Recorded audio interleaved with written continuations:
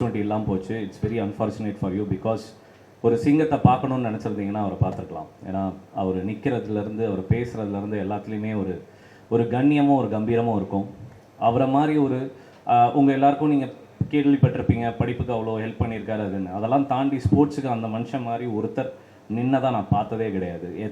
எத்தனையோ athletic talents in the country from Tamil Nadu and especially from Tirunelveli, Nagarkoil has been come because of JPR sir. அந்த பிகில் ஒரு dialogue வரும்ல, 10 பைசா தர மாட்டேன் எப்படி விளாடணும் எங்களுக்கு தெரியும் அப்படின்னு சொல்லுவார்ல. எங்கள் ஆட்டம் வேறு மாதிரி இருக்கும்னு, அது எல்லாமே அவர் தான். And thanks to JPR sir. Because நான் ஃபஸ்ட்டு வந்து ஷார்ட் ஃபிலிம் எடுக்க போகிறேன்னு சொல்லும் போது ஃபஸ்ட் இயர் படிச்சுட்டு இருந்தேன். அப்போ வந்து எல்லா காலேஜ்லேயுமே என்ன சொல்லுவாங்க, எப்போ படிப்பு முக்கியம், காலேஜுக்கு கிளாஸுக்கு வரணும், டைமுக்கு அட்டன் பண்ணணும், இதெல்லாம் இருப்பாங்க. ரொம்ப ஸ்ட்ரிக்டான காலேஜ்னு இது சொன்னாங்க. நான் வந்து ஷார்ட் ஃபிலிம் எடுக்கணும் அப்படின்னு ஃபஸ்ட் இயர் காலேஜுக்கு வந்து 5வது நாள் என்னோட HOD பிரவீனா மேம்கிட்ட போய் சொன்னேன். நேராக மேம்கிட்ட கூப்பிட்டு போனாங்க. அப்படியாப்பா, என்னப்பா 5 நாள் தான் நான் இருக்குது, அதுக்குள்ளே கேமராலாம் கேட்குறீங்க, வெரி குட், நல்ல விஷயம் தான், ஆனால் அப்பாவை போய் பாருங்கள், அப்பா என்ன சொன்னால் அதுதான் ஃபைனல் அப்படின்னு சொல்லி மேம் தான் சொன்னாங்க. மேம் தான் கூப்பிட்டு போனாங்க. நேராக உள்ளே போனோடனே அப்படியே சிரிச்சிட்டே பார்த்தாரு.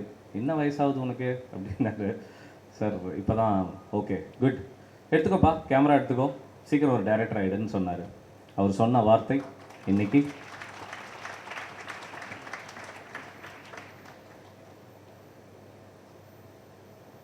இப்போது உதாரணத்துக்கு உங்களுக்கு சொல்லணுன்னா, ஒரு மரம் பார்க்கும்போது அது வெளில ஒரு பெரிய ஸ்டெம், ஒரு ட்ரங்க்கு, ஒரு வேர்வு, அதாவது என்ன சொல்கிறது, கிளை விட்டு இலை விட்டு பழம் விட்டு அப்படின்னு அப்படியே செழிப்பாக இருக்கும். அதுலேருந்து நிறைய பேர் நிறைய எடுத்துப்பாங்க. ஒரு புறா வரும், பறவை வரும், என்னென்னமோ எடுத்துப்பாங்க. அது நம்ம எல்லாருமே பார்த்துருப்போம். அதான் ஒரு மனுஷனோட வளர்ச்சி.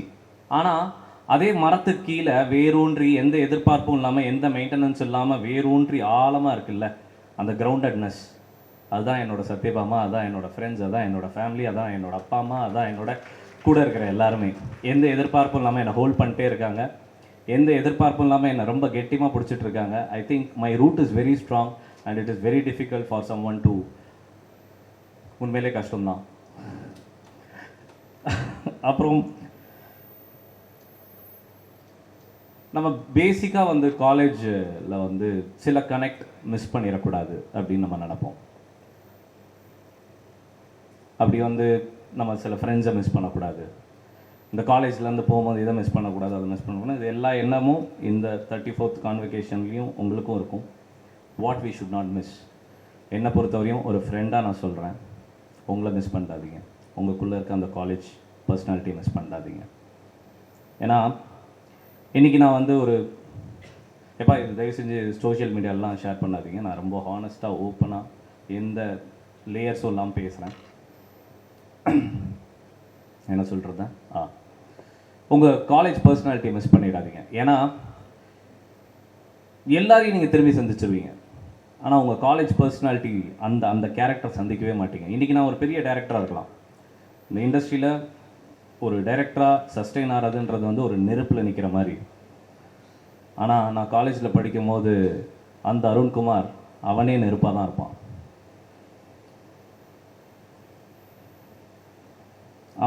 நான் இப்போ 5 மணி நேரம் தூங்குறேன், அவன் 2 மணி நேரத்துக்கு தான் தூங்குவான். ஸோ வென் யூர் இன் காலேஜில் உங்கள் மைண்டில் ஒரு சீடு இருக்கும், நான் இப்படி ஆகணும்னு ஒன்று இருக்கும்ல, அது ரொம்ப ஸ்ட்ராங்காக இருக்கும். ஒரு 10-15 வருஷம் கழித்து நீங்கள் சாதிச்சதுக்கப்புறமும் திருப்பி இதே பர்சனாலிட்டியை ஒரு தடவை தனியாக கூப்பிட்டு பேசி பாருங்கள். You will know where you are and you will grow where you want to grow.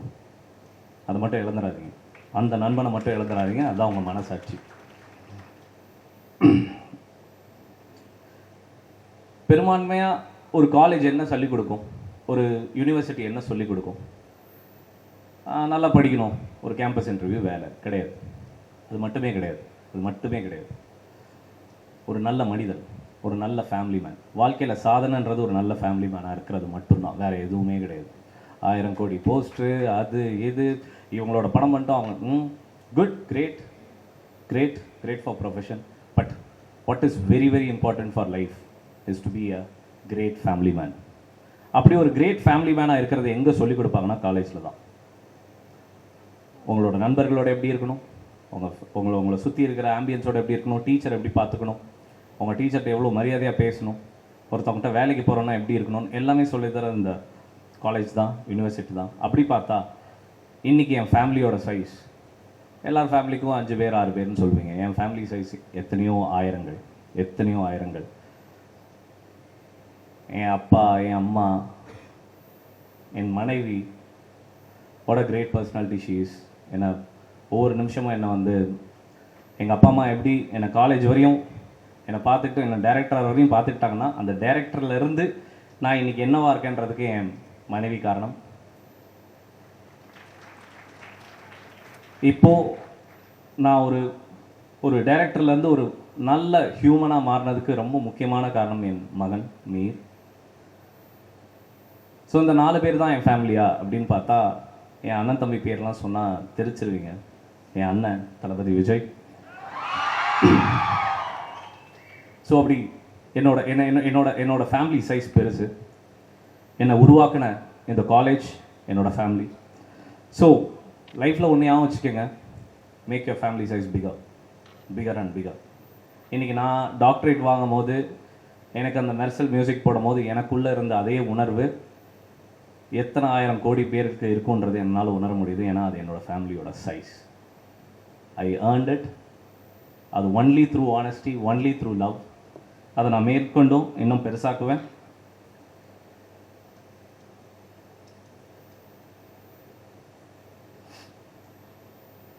முக்கியமாக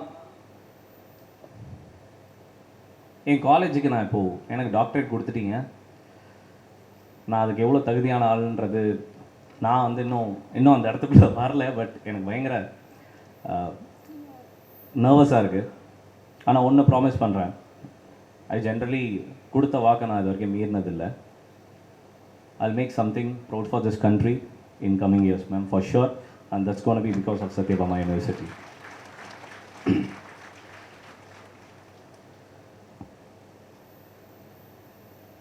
என்னோடய ப்ரொடியூசர் வேறு இங்கே இருக்காரு, இப்போ தான் பார்த்தேன். சார் உங்களை கனெக்ட் பண்ணி தான் சார் சொல்கிறேன், அடுத்து பண்ணுறதுல தெரிக்க விட்டுருவோம் சார். இது நம்ம ஊர் மட்டுமே நம்மளை பார்க்கக்கூடாது, உலகம் நம்மளை சுற்றி பார்க்குறதுக்கு நம்ம முடிஞ்ச வரையும் போராடி ஏதோ ஒன்று பண்ணிடலாம் sir. And that is what I am meaning your. பேசிக்காக ஒரு குட்டி கதை, ஜென்ரலாக ஒரு குட்டி கதையோட தான் என் ஸ்பீச்சை நான் முடிப்பேன். ஒரு குட்டி கதை எங்கள் அண்ணன் ஸ்டைலில்.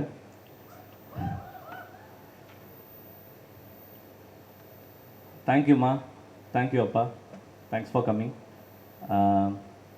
நான் எங்கள் அப்பா அம்மாவை ஜென்ரலாக நான் வெளில காமிக்கக்கூடாதுன்றதில் ரொம்ப தெளிவாக இருந்தேன். ஏன்னா அவங்களுக்குன்னு ஒரு ப்ரைவசி, அவங்களுக்குன்னு ஒரு வாழ்க்கை இருக்குது. அது என்னால், என்னோட இந்த செலிப்ரிட்டிசம்னால அவங்களுக்கு அது குழஞ்சிடக்கூடாதுன்றது ரொம்ப தெளிவாக இருந்தேன். But this is a stage, I want my parents to be there. Thank you அப்பா, தேங்க்யூ அம்மா, தேங்க்யூ, தேங்க்ஸ் ஃபார் கம்மிங். என்னடா தேங்க்யூலாம் சொல்கிறானே ஃபார்முலான்னு நினைக்காதீங்க. வாழ்க்கையில் ரொம்ப சில சூழல்களில் மட்டும்தான் நம்ம அப்பா அம்மாவை நம்ம பிறந்ததுக்கப்புறம் இன்னும் சந்தோஷப்பட வைக்கும். அப்படி எங்கள் அப்பா அம்மாவை நான் பிறந்ததுக்கப்புறம் ரொம்ப சந்தோஷப்பட வச்ச நாள் மரிசீனா மேம் இந்த டாக்டரேட் என் கையில் கொடுத்த மொமெண்ட்டுன்னு நான் நினைக்கிறேன். குட்டி கதை என்னடா ரொம்ப இதுவாக போயிடுச்சேன்றனால தான் அந்த குட்டி கதையோடு முடிக்கிறேன். ஓகே, நெகட்டிவிட்டி அடுத்தவங்க நிறைய பேசுகிறத பற்றி நிறைய பேசிட்டோம். சும்மா ஒரு ஊமை கதையாக நான் கேள்விப்பட்டதை நான் சொல்கிறேன். ஒரு வில்லேஜ் ஸ்டோரி தான் அது, ஒரு கற்பனை கதை. ஒரு கோயில் இருந்துதான், அந்த கோயிலில் படி இருந்துதான், சிலை இருந்துதான். அந்த ஊரில் வர பக்தர்கள்லாம் அந்த படியை தாண்டி போயிட்டு சிலையை கும்பிட்டுட்டு க்யூவில் நின்று சிலையை கும்பிட்டு போயிடுவாங்களாம். அப்புறம் நட சாத்தியிருக்காங்க. அந்த கோயிலோட டோர் மூடினதுக்கப்புறம் நைட்டு அந்த கல், அந்த படிக்கல் வந்து அந்த சிலைக்கல்கிட்ட பேசியிருக்கு, ஏய் என்னப்பா நீயும் கல் நானும் கல், என்னை தாண்டி போகிறாங்க, உன்னை மட்டும் க்யூவில் நின்று சாமி கும்பிட்றாங்க அப்படின்னு. அப்போ அந்த சிலைக்கல் சொல்லிச்சான், டே கண்ணா, உன்னை இந்த சைடு ஒரு வெட்டு இந்த சைடு ஒரு வெட்டுன்னு ரெக்டாங்கிளாக படியாயிடுற, என்னை ஒரு 1000 பேர் வச்சு செஞ்சு என்னை சிலையாக்கியிருக்காங்க, அப்போ எனக்கு அந்த மரியாதை இருக்க தான் செய்யும். ஸோ உங்கள் வாழ்க்கையில் நிறைய பேர் உங்களை வச்சு செய்கிறாங்க, உங்களுக்கு நிறைய நெகட்டிவிட்டி வருதுன்னா, you will be praised and you will be worshipped. That's it. Thank you everyone. Thank you. Thanks for this. Thank you.